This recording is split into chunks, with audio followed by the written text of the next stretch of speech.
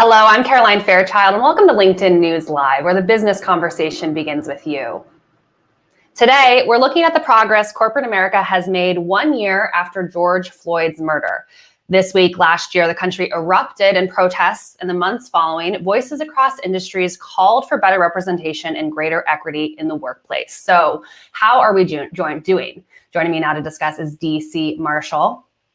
She is the CEO of Diverse and Engaged with over 10 years of experience as an executive trainer for Fortune 500 companies, including Merrill Lynch, Prudential, and Moody's. She has a degree in psychology and sat on the board of directors for YWCA and Dress for Success, among many others. Dee, welcome to LinkedIn News Live.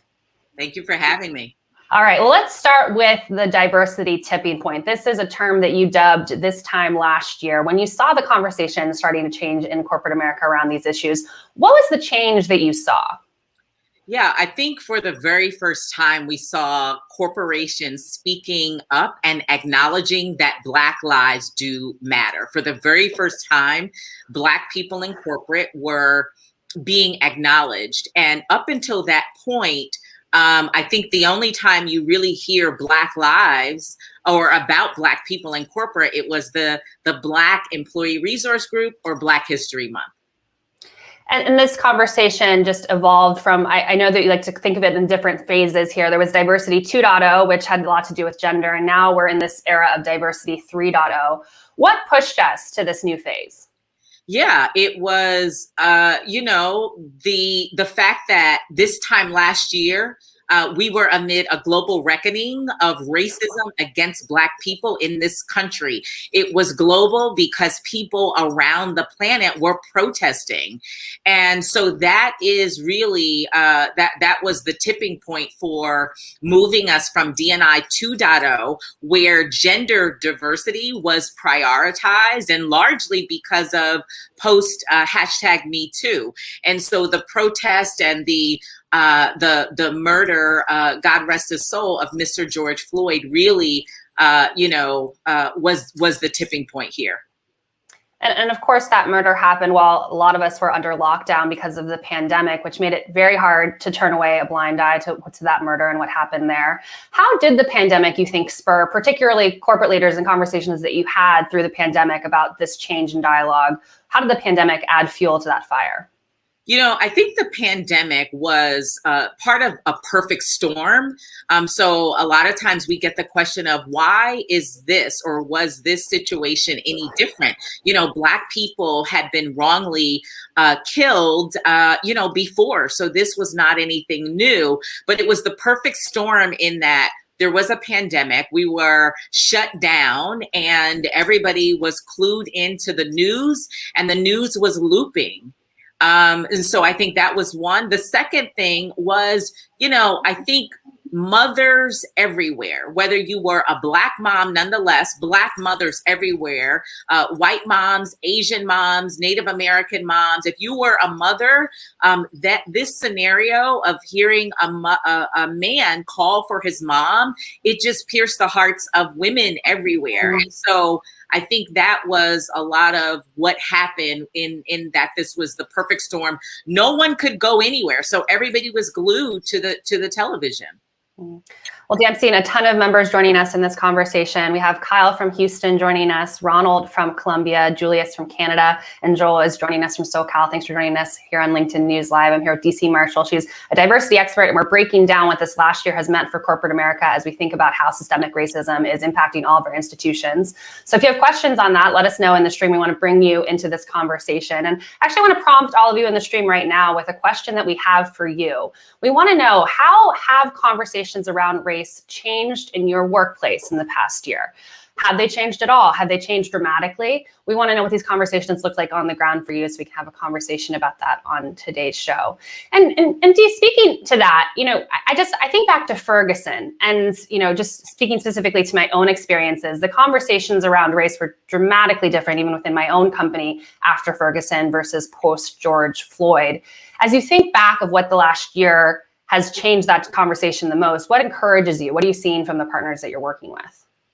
So the changes in terms of partners, you mean from Ferguson to this current situation? Yeah, I think if someone in your position who's, I'm sure people came to you after Ferguson and say, how do I speak to my colleagues about this? How do I manage my team through this? But was it a very different response after George Floyd and the Black Lives Matter protests over the summer?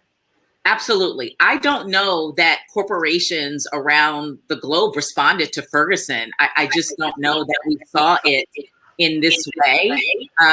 So I do think the response is it was different at the diversity tipping point, which again is the period beginning May 29th, 2020, when corporate America acknowledged that Black lives do matter. I think it was universal here. I really do. I just think that, you know, corporate CEOs and executives, you know, had to respond. Why? Because of not just shareholders, not just stakeholders, not just because of their employees, but I think people at home were looking at them, right? You have families at home, whether there's children, adult children, and spouses at home. And I just think that, again, being able to witness this this time around was different. I think during Ferguson, what we notice here is that we live in two Americas, right? Black people have a very different experience, you know, from, you know, other people. Like, you know, during Ferguson, Black people, we're having a bit of cultural trauma, you know, and reaction to this, while other people may have been off on vacation and continuing about their lives. So I think what was different is the looping. It was a perfect storm. You couldn't go anywhere.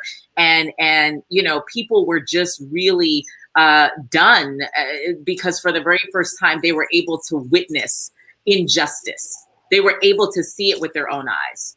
And Dee, I'm glad that you brought that up. And I want to have a deeper conversation about those different lived experiences between white and Black people, particularly around these issues of racism. I actually want to bring up something that was said last year, right around this time after George Floyd's murder, from Courtney Cogburn. She's a professor at Columbia. And this is what she had to say around white people in particular, acknowledging the difference that you just mentioned. There's a gap between what people say they believe and what they're doing. And this is true at the individual level. It's true in terms of organizations. I think part of what's really important is for people to make a mental shift in accepting that they are beneficiaries of these problems and that they contribute to these problems. And that can be a difficult reckoning for some people. What she's really talking about there is just being self-aware that racism just doesn't impact Black people. It impacts everyone. It can be beneficiaries for some people, just the systems that are in place right now. Are leaders more self-aware of that realization? You know, I do think leaders are more aware, and those who are not, they're trying. You know, we do this work, and so I know, you know, lots of people who are really trying to understand. They're trying to do better. So yeah, it is, and it begins with self-awareness. It begins with bias, but it doesn't stop at bias. We're talking about, you know, bias and blinders, and we're also talking about cultural competency. We're also talking about, you know, reckoning and resolving and owning the privilege and being a beneficiary. Like, that's the beginning of the work. And so I think, you know, I like to say my white brothers and sisters, they're trying to figure it out. And yeah, they're trying. Well, Dee, let's take a look at some of the investments that have been made over the past year and get a gut check on if this is enough, what more you're looking for. So, you know, 2,000 plus CEOs have signed racial equity pledges. I read this morning in Bloomberg that 80% of the largest companies in the world are pledging to increase representation. And then we're seeing these large checks being made, not just to minority or diversity initiatives overall, but to advance racial equity for the Black community. 30 billion from JP Morgan, 10 billion for Black women over 10 years from Goldman Sachs. When you see these investments being made, talk to us a little bit. Is this unprecedented in terms of what you've seen in the past? And moving forward, what are you hoping to see out of this? Yes. So one, it is unprecedented. Absolutely. Absolutely. And I think it gives us hope, right? So a lot of people are just thinking and talking about, is this real? Is it performative?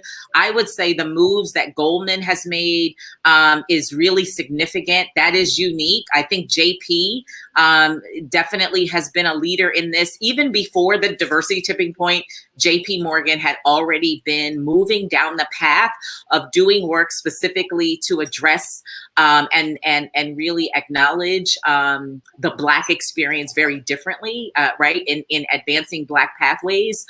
Goldman, what we love about that, it's, 10 billion with a B, $10 billion. And what I think they have done right, and what we can learn is, it's over 10 years, number one. Number two, it's for Black women. It's not for women of color. It's not for Black people, but really identifying Black women. There aren't any parameters. It includes everything potentially. From, not just economic empowerment, economic development, not necessarily just about suppliers and workforce, but it's everything. And what they really did right is they got Black women at the table to advise, not just to lead, but to advise them on how they are investing. And they've hosted a number of listening sessions. They have a wonderful lead, and I think partnership with like Values Partners and civil rights organizations. And so, so I think that's really one significant, and it gives us hope. I think it definitely gives us hope. Well, let's talk about those representation benchmarks that you have companies think about when they're thinking about accountability across. It's not just the C-suite, but it's the workforce as well. I think we have a graphic that we can pull up now to show what Dee's talking about here. But there's 5 main areas that you're looking at: the workforce, the C-suite, suppliers, board members, advertisers, and marketers. I want to talk to you a little bit about advertisers and marketers, because that's where you told me last week that organizations fall short a lot of the time. Why is that? Well, I think it's known. There's a lack of diversity there. I mean, I think it's known. It's public information that a lot of the agencies lack diversity. And so when you have an organization that lacks diversity and they are responsible for creative and they're responsible for strategy to connect with a population that is majority diverse right now. I mean, like a U.S. emerging market is 51% is diverse. And so if you have, you are employing an agency that lacks diversity, they're probably not going to make the mark or hit the target if they're trying to talk to diverse people. And so we've seen that unfold with a number of big brands, of where as soon as they put out marketing campaigns, we live in a highly social digital world. And as soon as somebody gets wind of, a foul, or it costs them their reputation. And so that's an area where a lot of corporations really need to rethink and really look at agencies of color, Black owned. Like if we're talking about Black people, let's just be clear. Just look at agencies that are owned by Black people. If we were talking about Asian people, look at an agency that is owned by Asian people. If you're talking about Native American, can you find an organization that is owned and led and run by that? Stock is an organization that does amazing work. They're Black owned, Black male owned. And I think that's how we begin to get out of it. But that's where an organization has the highest reputational risk, or one of the highest reputational risks.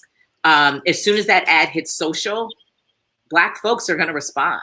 Right. Well, Dee, before I let you go, I want to bring up a comment from Tabitha, who joined us in the stream, and she was saying that is the solution just for organizations to throw money at the problem? I am asking you this question because specifically I want to know, looking forward to this next year in terms of diversity initiatives, what, after these checks have been written, we mentioned a couple of them here on the show, what's the next step? What needs to be done within these organizations?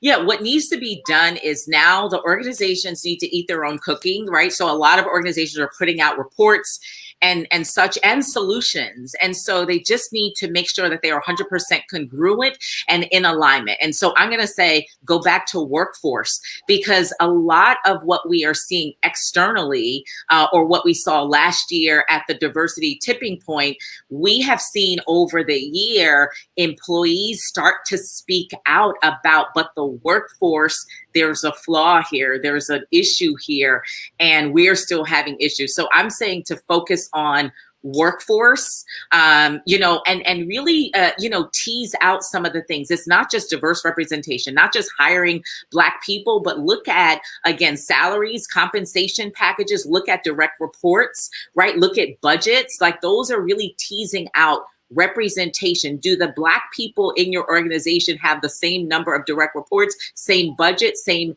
and so those are some of the things that I think they can really look at. And the last thing, Caroline, I'll say this because this is important. There's new sheriffs in town, new levels of accountability, and it's coming at the U.S. House of Representatives. There's a D&I subcommittee. It's chaired by Chairwoman Joyce Beatty.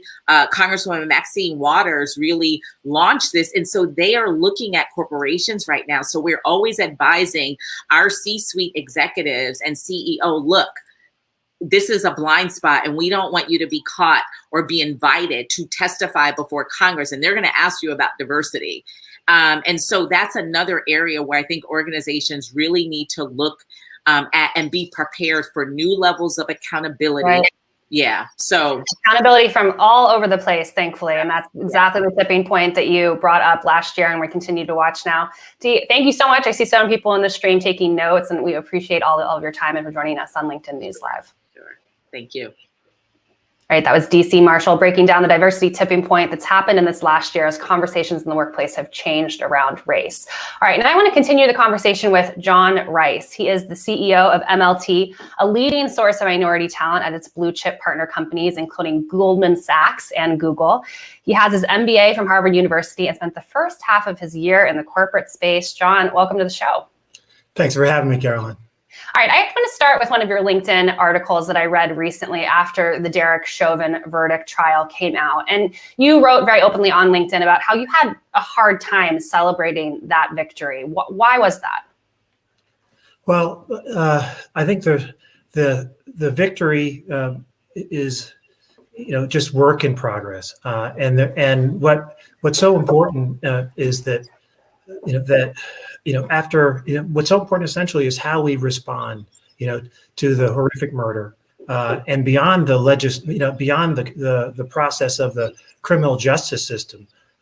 We all have to take, the ownership of the platforms that we influence and control, and to try to turn, this very tragic moment into sustainable change. And I think if you think about where we are today, there is a ton more work to do. You just talked about with respect to the wave of pledges and donations and internal commitments that we've seen, and which are quite encouraging. And what we see out there is that there's still very high conviction, to turn this into a movement, not a moment. But organizations, especially major employers, are struggling today still with how to move the needle. And unfortunately, too many organizations are stuck and still lack the confidence that they can move the needle. But I'll say that if senior leaders do become better informed, about why they are where we are and what we need to do to move the needle, and if they arm themselves, with the facts and the rigor around the current state, why we are where we are, what we need to do to move the needle, that's what they're going to have to be armed with. To actually overcome the resistance from those who are skeptical, those who feel that the kind of change that is needed in our organizations, in our communities, is a little bit too risky to take on. But I believe that I am seeing, I am optimistic from the sense that leaders actually are, they want help, and you have plenty of organizations that are taking meaningful steps and taking a comprehensive approach. So I am optimistic, although we're just getting started. Well, we are just getting started. And a lot of the work that you're talking about, you're leading in a lot of these efforts. You joined around the time of the Chauvin verdict, a coalition of 72 Black leaders advancing some of the issues that we're discussing right now. What was the goal with that coalition, and how does it stand in its current form right now? What work's being done? Right. I think I want to, just to step back and and it's important for people to understand the framing here. Which is, that what we miss, too often is that there is a very strong linkage, between what corporations need to do, to move the needle on, what we call DEI, diversity, equity, inclusion within our organizations, and actually moving the needle on systemic racism that, in this case, led to the tragic murdering of George Floyd. And there's a kind of false perception out there that organizations, that these two things are, distinct. DEI and systemic racism. And what we have to understand here, is that corporations are actually the most important pathways for all Americans to pursue economic mobility and financial stability. And so it's really critical for organizations to widen the road, for people of color by unwinding practices within their organizations that make it harder for people who look like me to compete on with their white peers. And that, why is that critical? Because that's what is required to actually change the narrative about race. To change the narrative that white people have about people of color. And that won't change until they see leaders in their organizations who are of color. It won't happen until they see people on the same economic mobility path. It won't happen until they see people who are, their coworkers, in more diverse organizations. And until that starts to happen, until the narrative changes, then white folks will continue to believe, that they can get away with racist behavior and there won't be a cost. So what you're seeing in this voting rights initiative that driven by corporate America is that, that corporations can be incredibly influential and critical in increasing the cost of racist behavior. And that's really the power here in the example. You see it around, voter suppression. And you've also, seen it around other initiatives that relate to corporations stepping up and saying, "Hey, we're not going to contribute to candidates and to politicians who are supporting racist legislation." So this is the broader issue here is really about activating corporate America to elevate the cost of racist behavior and to address systemic racism that goes well beyond diversity, equity, inclusion. Really talks about things that are critical around policing and healthcare. Right. And John, sorry to cut you off there, but you've devoted the last 2 decades of your career to advancing this conversation, to changing the dialogue and the framing like you're discussing right now. And I think it was actually your father who told you that we need to increase the cost of racism. Is that correct? Yes. My father sat me down many years ago. He passed away about 10 years ago, but he grew up in the 20s and 30s in the Jim Crow South, and was burdened deeply by racism throughout his life, and he developed some very strong insights as someone who came from very little but went on to become a PhD economist. So he viewed these things from an economic standpoint, and the insight I think that he shared with me is very relevant to where we are today. So I wrote an article, on Father's Day last year, talking about the insights he shared with me around the importance of increasing the cost of racist behavior. And lo and behold, look what we're seeing today. And we're seeing examples, especially as it relates to the corporate world, and as it relates to the government, that are actually taking stands that will increase the cost of racist behavior, so that people, whether those are police, whether those are politicians and others, local officials, will think twice before they suppress voters. They'll think twice before they engage in over-aggressive policing. And these are the things that connect both the corporate sector and the private sector to addressing and moving the needle on systemic racism in our communities today. And this conversation, it ties so well to what we were just discussing with Dee on just accountability, and that increased cost is not going to happen unless there is accountability in the workplace. I actually want to bring up a soundbite that we have from Janice Asari. She joined us last summer, right after George Floyd's murder. And this is what she had to say about accountability. I want to get your take. The trial has sort of had us re-examine is this idea of accountability. And I always say, it doesn't matter how many mentorship programs and sponsorship programs and employee resource groups you implement, if there is not accountability, and if people aren't being accountable for the things that they do and the environments that they create and the words that they are saying, then nothing is actually going to change. And so in our justice system, as well as in our workplaces, we need accountability. And John, that's your work. You work with corporate leaders all the time, trying to put situations and establishments in place so that this accountability does happen within companies. What does that look like? What does that look like now? What should that look like in 12 months for companies who are starting the clock right now to change things? Yeah, well, I think, again, it's important to step back and understand, what are the conditions, within which we can hold individuals and organizations accountable for progress. And I think, when it comes to this, when it comes to moving the needle on racial equity, what we found and the way we address this was, you can engage, in establish accountability if, first of all, you've got to, to establish a standard, an absolute standard for what good looks like. And then secondly, you got to give people an accessible on-ramp, and you have to help understand that the starting point for accountability, is one, picture of what success looks like. Two, it's actually having a rigorous plan.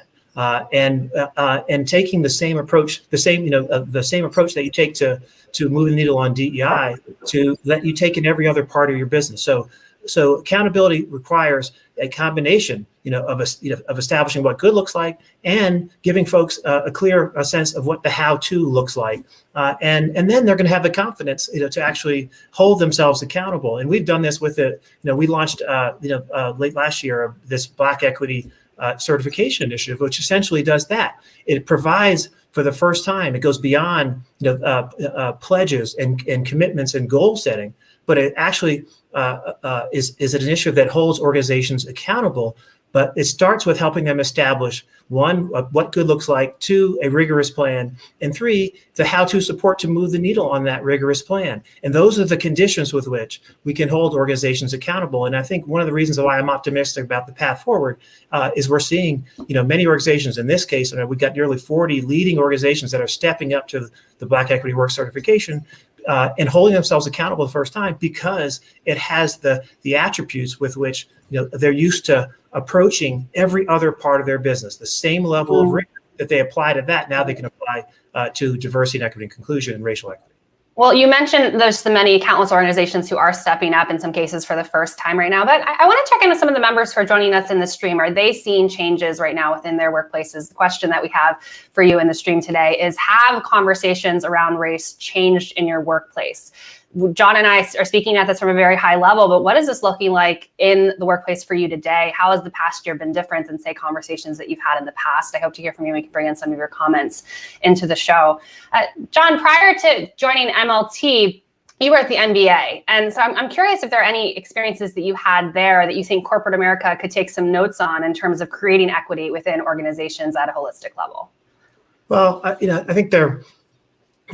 Thank you for asking that. I know you're a passionate former basketball player yourself, and I think there are some really important insights that we can take from how we develop talent. Okay, in the world, I would call the world where 99% of us, those who are not professional athletes, 99% of us are pursuing economic mobility and career trajectory, and I think the learning is that what the NBA and the basketball world has created is something that's unique to this world and important marker in our society. It's the only place, the sports world more general is the only place where, if you have talent and you're willing to work hard, you don't get lost in our society. And what the world outside of sports, the corporate world, can take from the world of sports is understand how they've created those conditions.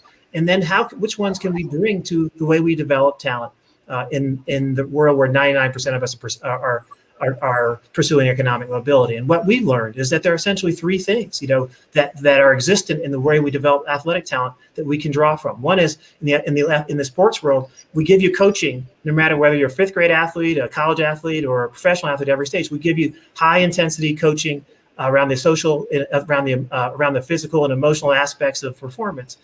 And in the professional world, guess what? You only get that type of coaching when you're a senior executive. And so we need to bring that down to all levels. Secondly, we help, in the sports world, we've made it clear what high performance looks like. And we have videos and immediate feedback. And that's the kind of also, mechanism that we need to bring to the professional world outside of sports, giving people better feedback, helping understand what that bar for high performance looks like. And then we just have to surround people with the kind of high performance peer community that raises their game. And that's what we've done also in the sports world. So there's some real lessons that we can glean that will contribute to economic mobility, that will contribute to broader racial equity and diversity in our organizations. Well, John, speaking of those lessons, I know that MLT has done some survey work this past year to kind of get the finger on the pulse of what's working, what's not within organizations. Before I let you go, we're checking in right now a year after the murder of George Floyd. What progress needs to be made in this next year as we think about the insurmountable task of ridding our organizations of systemic racism? What did those surveys tell you in terms of where organizations should be focused? Right. Well, what, the upshot of it is that what we learned that racism, unfortunately, is alive and well. In our survey work, again, this is over 10,000 folks that are at various stages of organizational America and rising up through the ranks. 95% of our fellows have experienced racism in the workplace, and nearly half of them have been mistaken for service workers in their organization. Okay, and so there, that just tells you that racism is alive and well. What do we need to do to move the needle? Okay, what has to happen going forward? Most important thing is we need a different mindset. We need a mindset that moves from what I call moral equity, which is this is the right thing to do. And it's going to be hard and it may not work. We need to move from that type of moral equity mindset to an intellectual equity mindset, which starts with the kind of applying the same type of rigor that we apply to every other part of our business to apply that to move the needle on racial equity. And we can't have any more random acts of diversity. We have to approach this, with a strong understanding of why, and rigorous diagnosis of the current state. And what the problem is and how we move the needle, and then have a 3 to 5 year plan with a clear articulation with what success looks like, interim metrics, priority levers for investment, and then an organizational approach that holds people accountable to our conversation earlier. And unfortunately, the way we've been approaching it in the past, we don't do a rigorous diagnosis, around why we are where we are. We don't define what success looks like qualitatively and quantitatively, because those conversations around goals and so forth are uncomfortable. And then it's really hard when you don't define success to establish, and prioritize your investment levers and to hold anybody accountable. So we just need to move from a moral equity mindset to an intellectual and business equity mindset, and that starts with a rigorous plan. And then with the kinds of execution mechanisms, with the how-to and the right capacity and bandwidth, that essentially transforms this work to look like and feel like and to act like every other part of our business. The same thing we're doing, the office down the hall, the building next door, and on the floors above and below us. It's not that hard, but we need to apply that same level of rigor. Right. Well, John, I see so many people on the stream thanking you for the work that you're doing to make sure that organizations are being held accountable to the business performance of racial equity that needs to be put in place across organizations. I also appreciate all your insights on LinkedIn. If you're joining us in the stream right now and don't follow John on LinkedIn, be sure to do so. And just thank you so much for joining us on LinkedIn News Live. Carol, thanks so much for having me. That was John Rice. He's the CEO of MLT. We are seeing so many of you engage in this very important discussion right now, and we want to make sure you continue the conversation. So for more stories like these, be sure to check out the news module to the right of your LinkedIn feed, where this conversation is right now with many others. And also you can find it in mobile by clicking into your search box. All right, we'll be back with you here on Thursday for a very special show on Mental Health Month. It is May, where we're going to be having a conversation around burnout. That's, organizations are saying that work is killing us in many ways because of overworking hours. We'll ask our experts about burnout, stress, depression, and how to find a stride that works for our health and well-being. I'm Caroline Fairchild. Thanks so much for joining us on LinkedIn News Live.